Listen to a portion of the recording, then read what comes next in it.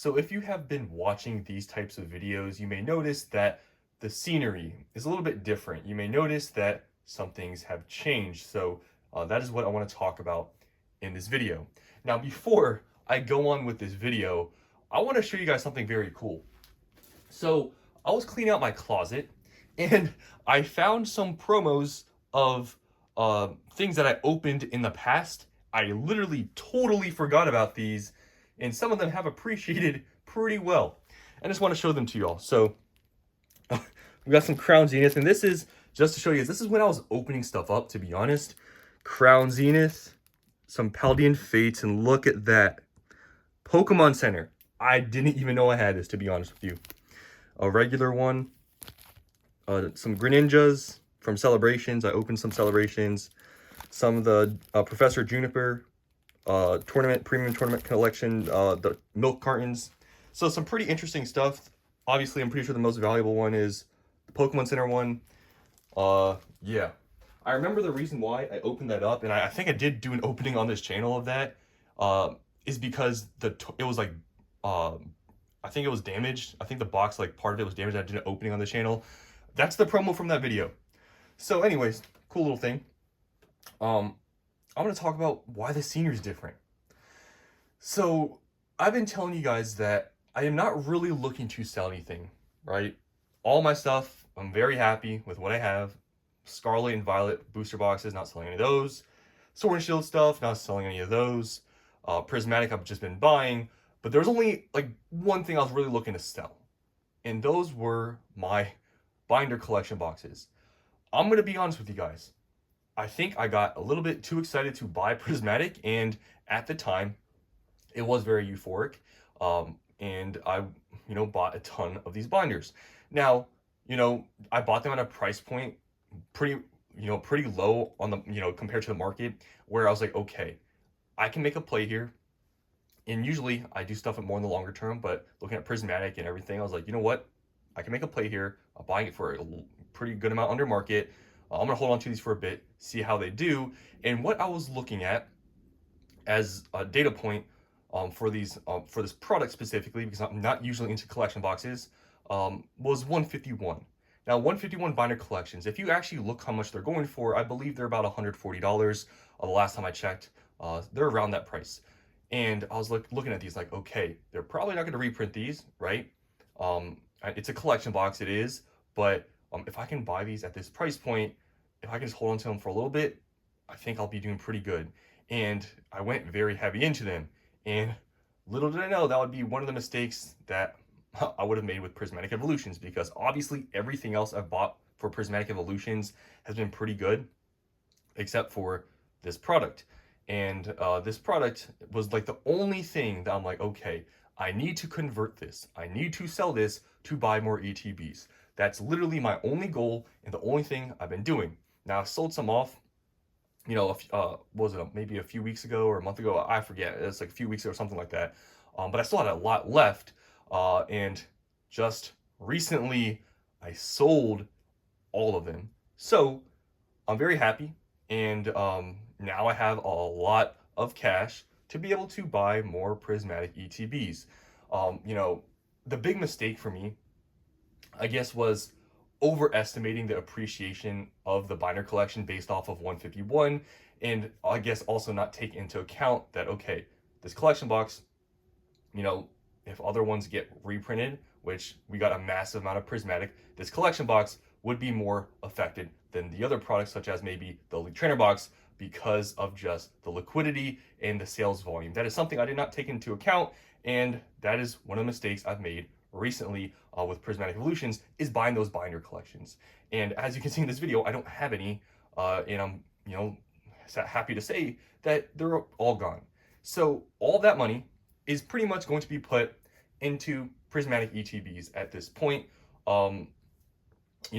This is something I've been literally thinking about doing for months now. I've been just trying to find a time to do it, and I found a perfect time now to sell, and they're all gone. And this is just an example, me being transparent, right? Because I know people are gonna look at this and be like, oh, just, it's something to point out, and it's like could say a vulnerable thing to, show and share, because, in investing, everyone preaches long-term, you shouldn't, sell within, like, what Prismatic is 8 months old or something. You shouldn't, sell or whatever. But it's an example of even, people, I've been doing this for what, 4 years now. I made a slight mistake. Now, I didn't really lose much money at all, to be honest with you guys. Like, it's very negligible, but it's just wasted time, you could say, buying this. And I've learned my lesson that, first of all, no matter what the case really is, I'm pretty much done. Like 100%. Like, after this, I'm pretty much 100% done just buying collection boxes. At this point, I don't really care. If I can easily flip a collection box and make money or something, then I guess I'll buy them. But other than that, I am not touching any more of them. I'm not going anywhere near them. I've had my time. I'm done. I don't care if it's a specialty set, booster bundles, displays, ETBs, and that's it. Or booster boxes. This is one of the things where, it's a learning lesson I learned through experience, and I went too heavy into these. It was sort of a burden, and I just wasted time. But I think sometimes, and I've said this with, Prismatic Evolutions, sometimes experience is the best teacher, right? So, sometimes you have to physically experience something for it to hurt, or for you to feel the effects of it, to not make that mistake in the future. And I think that's what this was sort of like, okay, what the heck did you do? You probably shouldn't have done that. And now you feel the effects because you are in that situation and you physically have to do something about it. And luckily, I was able to get out of this situation, but the effects and me learning about this experience was painful, because I was like, okay, I need to convert these to buy more Prismatic ETBs because I want more Prismatic, but I don't want this specific product. I have too much of it, and there's a way better opportunity here. I got to find a way to offload these. And like I said, fortunately, I was able to. And, this is also something to be said. If you ever, right, because this is me just being transparent and it's a learning lesson. If you ever are in a position like this, let's say, for example, you buy something that was maybe garbage. Maybe you just recently bought some Shrouded or Fable or whatever, and you find another opportunity to buy something else that is, at least in your opinion, going to perform better in the short term, long term, whatever. Don't be scared to cut even or take a small loss, because here is my sort of, I guess, philosophy. And it's been, I guess it's just a general philosophy, is it is much better to take a small loss now than a big loss later. And what I mean by that is opportunity cost. Let's say you buy, I don't know, let's just use an Elite Trainer box, for example. Let's say you buy one Elite Trainer box of some other, whatever set, for $100. And let's say another set, the ETBs get reprinted like crazy, and it's a great set, and they drop a lot in price. And let's say you're looking at all these other ETBs you bought at $100 from this other set, and let's say you're like, man, this set isn't as good as that other one. It just got reprinted heavily. If I sell these now, though, I'll maybe only be able to sell them for $85. I'm losing $15. But you have to look at the upside. Okay, if I hold on to this product, what is the potential upside versus my other option?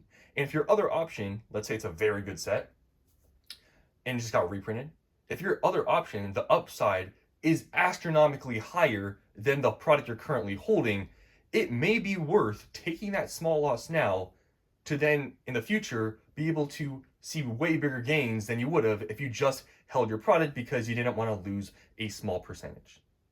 And that's why I'm making this video, is for me to be transparent. I've been talking about selling these items, and I told you guys I did buy too many of them and I made a mistake. But now I've learned from it. Like, luckily I didn't really lose much money at all. And it's just a learning lesson. So for you guys out there, if you ever made a mistake, maybe you're in a position where you want to sell some stuff off, maybe you're going to cut even, maybe you're going to take a loss, don't be scared to do it. If you truly believe the product you are currently holding is not as good and doesn't have as much potential as another product, and another product, let's say, for example, got reprinted, which was the case for me, ETBs got reprinted 3 times, don't be scared to take a minor loss or cut even. You don't always have, at the end of the day, it's investing. Pokemon, it seems like you always get stuff right, but in the short term, if stuff happens, reprints, more opportunities show up, don't be scared to take a minor loss. seriously, because there's going to be people in this space that say you should never sell. If you're not profiting, don't sell. Guys, that's irrational thinking. You have to actually be able to be open to be like, okay, I have a way better opportunity over here. Even if I lose a little bit of money now, I might end up 5 times, but it could be astronomically different if you were to just take a minor loss now and see astronomically bigger gains in the future. So that's all I want to talk about in this video. Just be transparent with you guys that, you can see the scenery has changed, and luckily, things are better in my position right now. And I have a lot more money to be throwing at prismatic ETBs, and my journey will continue to keep buying these. Hopefully, I can buy much more in the near future, because I really have a feeling at the end of this year, these ETBs that I've been buying in the past 3 months for $80 to $100, or not like more like $95. I have a really big feeling that I'm gonna look back and wish I purchased more at this price point, and time's ticking to buy ETBs at under $100. So I'm gonna keep looking. I'm gonna try to make more deals, but just wanted to share this with you guys. A little bit of, I guess, a learned lesson from experience, and hopefully you guys here have learned something yourselves if you're ever in this position or have been in this position. Just want to let you guys know it's part of this whole thing. You're not always going to get everything 100% right. If you have a play, maybe it didn't work out the way you did. It's part of the game, right? You can always do the long-term stuff, never sell anything. That works too. But for my case, in my sort of thought process, moving my money into these ETBs after they've been reprinted 3 times is a way smarter investment than holding on to the other product that I had that I just sold. So just want to make this video just as a learning lesson, and hopefully you guys learned something here. And yeah, thanks for watching, and I'll see you in the next one.